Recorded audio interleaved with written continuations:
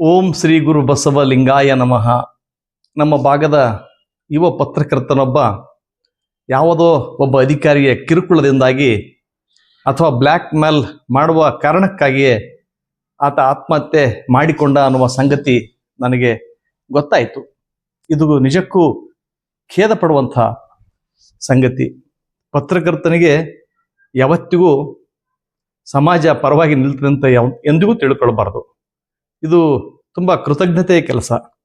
ಎಲ್ಲೋ ಕೆಲವರು ಬಡವರು, ಶೋಷಿತರು, ದುಃಖಕ್ಕೆ ಒಳಗಾದವರು ನೀವು ಮಾಡುವ ವರದಿಯಿಂದ ಅವರಿಗೆ ನೆಮ್ಮದಿಯ ನಿಟ್ಟುಸಿರುಗಳನ್ನು ತಂದು ಕೊಡ್ಬೋದು. ಆದರೆ ಪಟ್ಟಭದ್ರ ಶಕ್ತಿಗಳು ಇರ್ತಾರಲ್ಲ, ಅವರು ಯಾವತ್ತೂ ಕೂಡ ಬಲಶಾಲಿಗಳಾಗಿರ್ತಾರೆ.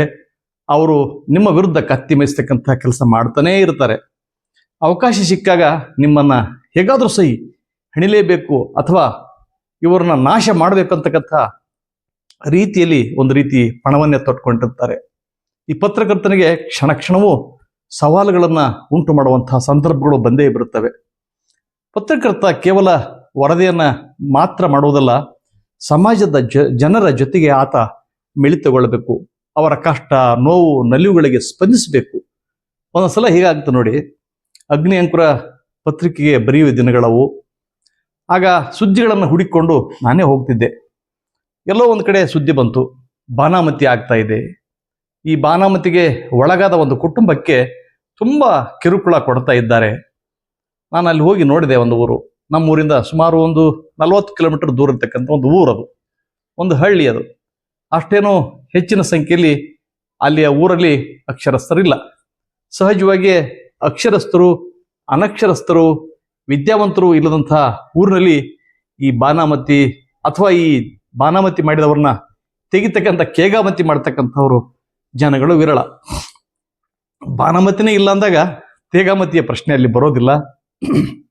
ಆದರೆ ಬಹಳ ಜನಗಳಿಗೆ ಅದು ಗೊತ್ತಿಲ್ಲ. ಬಾನಾಮತಿ ಅನ್ನೋದೊಂದು ವಿದ್ಯೆ ಇದೆ. ಅದನ್ನು ಮಾಡಿಬಿಟ್ರೆ ಯಾರಿಗಾದರೂ ಕೂಡ ನಾವು ಏನಾದರೂ ಮಾಡಬಹುದು ಅಂತಕ್ಕಂಥ ಒಂದು ನಂಬಿಕೆ ಈ ಭಾಗದಲ್ಲಿ ಬೇರೂರಿದೆ.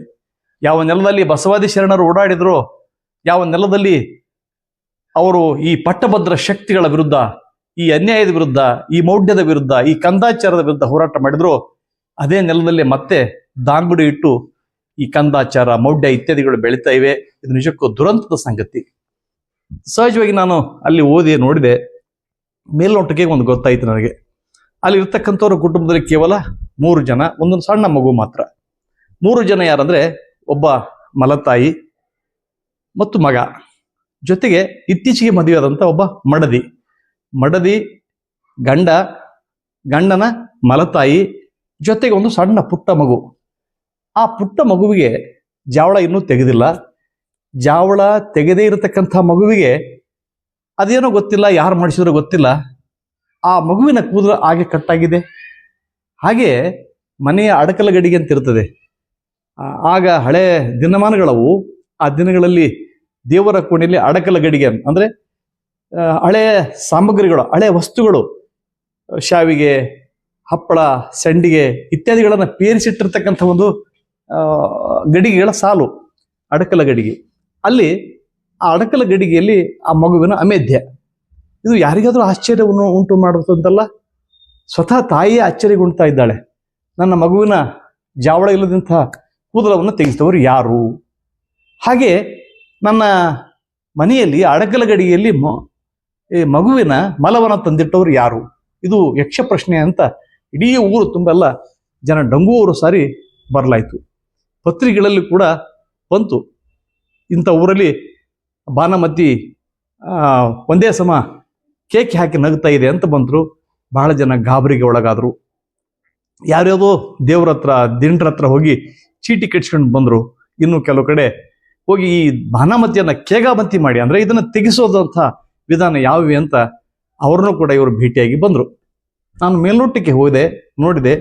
ತಕ್ಷಣ ನನಗೆ ಗೊತ್ತಾಗಿಬಿಡ್ತು, ಇಲ್ಲಿ ಹುಡುಗನೂ ಓದಿಲ್ಲ ಜಾಸ್ತಿ, ಹುಡುಗಿಯೂ ಜಾಸ್ತಿ ಓದಿಲ್ಲ, ಅವರ ಮಲತಾಯಿಯೂ ಓದಿಲ್ಲ. ಒಂದು ಅನಕ್ಷರಸ್ಥ ಕುಟುಂಬ, ಲಿಂಗಾಯತರೇ ನಿಜ, ಆದರೆ ಅವ್ರಿಗೆ ಯಾವುದೇ ಜ್ಞಾನದ ಅರಿವಿನ ಸ್ಪರ್ಶ ಇಲ್ಲವೇ ಇಲ್ಲ. ಬಸವಣ್ಣ ಇತ್ಯಾದಿ ಶರಣರವ್ರಿಗೆ ಗೊತ್ತಿಲ್ಲ.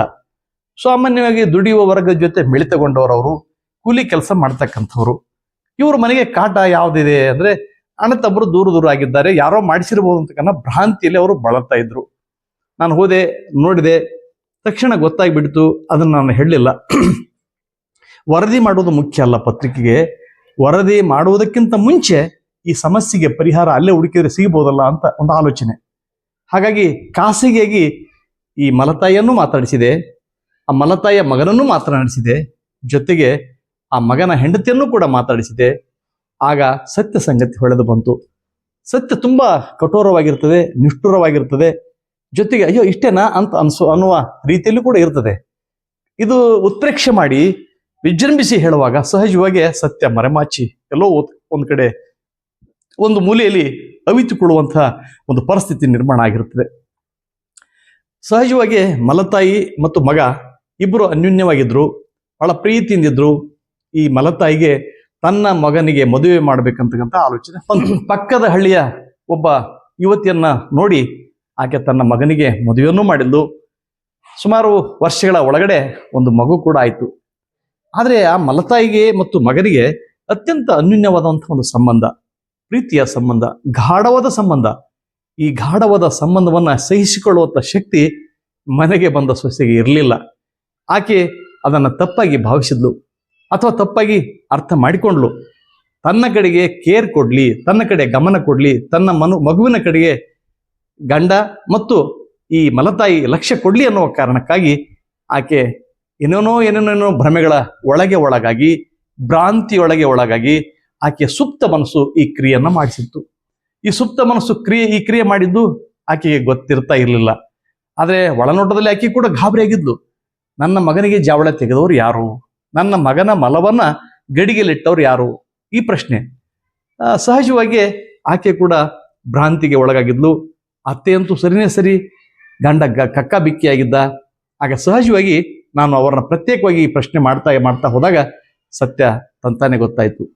ಅವ್ರಿಗೆ ಕೂಡ ಮುಳ್ಳಿನಿಂದ ತೆಗಿಬೇಕಂತ ಹೇಳ್ತಾರಲ್ಲ, ಕೆಲವು ಸುಳ್ಳುಗಳನ್ನು ನಾನು ಹೇಳಿದೆ.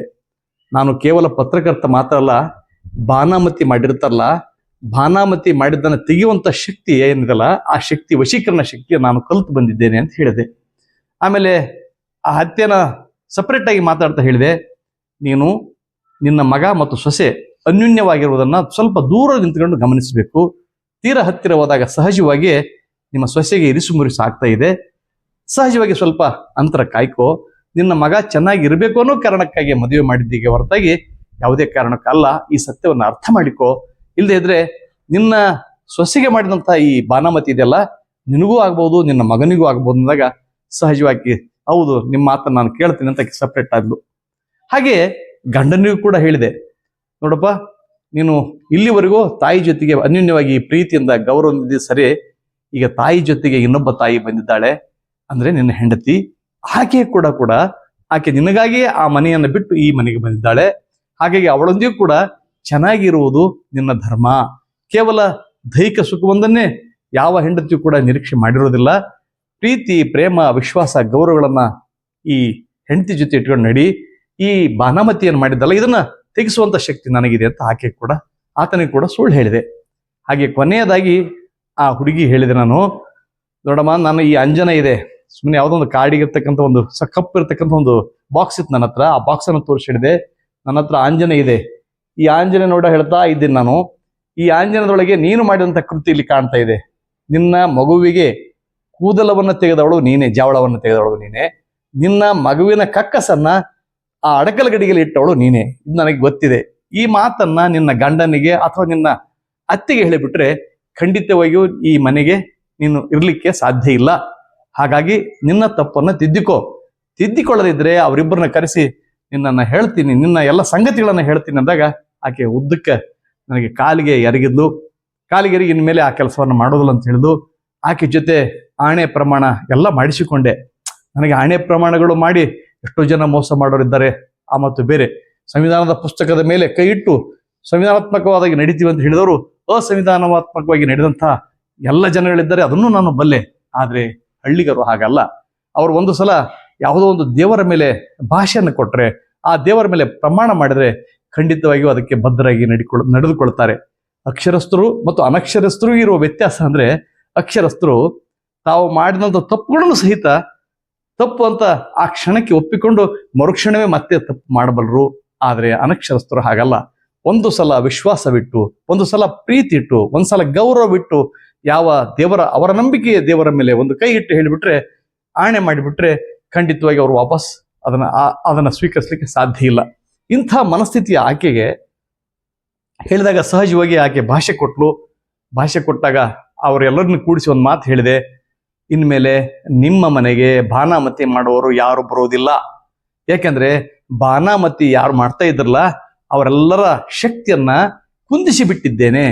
ಅವರನ್ನ ಇಲ್ಲಿ ಬರುವ ರೀತಿಯಲ್ಲೆಲ್ಲ ಅವರಿಗೆ ಇಲ್ಲಿ ಬರ್ಲಿಕ್ಕೆ ಸಾಧ್ಯವಿಲ್ಲದ ರೀತಿಯೊಳಗೆ ನಾವು ಅವರನ್ನು ನಿಷ್ಕ್ರಿಯಗೊಳಿಸಿದ್ದೇನೆ ಅಂತ ಹೇಳಿ ಸುಮ್ಮನೆ 4-6 ನನಗೆ ಬರತಕ್ಕಂಥ ವಚನಗಳನ್ನ ನಾನೇ ಬಾಯಲ್ಲಿ ಹೇಳಿಕೊಂಡು ಸುಮ್ಮನೆ ಮುಗ್ಧನಂತೆ ನಟಿಸುವ ಕೆಲಸವನ್ನು ಮಾಡಿದೆ. ಸಹಜವಾಗಿ ಅವರಿಗೆ ಪರಿಣಾಮ ಬೀರಿತು. ಆವಾಗ ನನಗೆ ದುಡ್ಡು ಕೊಟ್ಟು ನಮಸ್ಕಾರ ಮಾಡ್ಲಿಕ್ಕೆ ಬಂದ್ರು. ನಾನು ನಿಮ್ಮ ಮಗುವಿನ ಖರ್ಚಿಗಿರ್ಲಂತ ಆ ದುಡ್ಡನ್ನ ಅವರಿಗೆ ಕೊಟ್ಟು, ಮತ್ತು ಇದರ ಬಗ್ಗೆ ನಾನು ಯಾವುದೇ ರೀತಿಯ ರಿಪೋರ್ಟ್ ಕೂಡ ನನ್ನ ಪತ್ರಿಕೆಯಲ್ಲಿ ಮಾಡಲಿಲ್ಲ.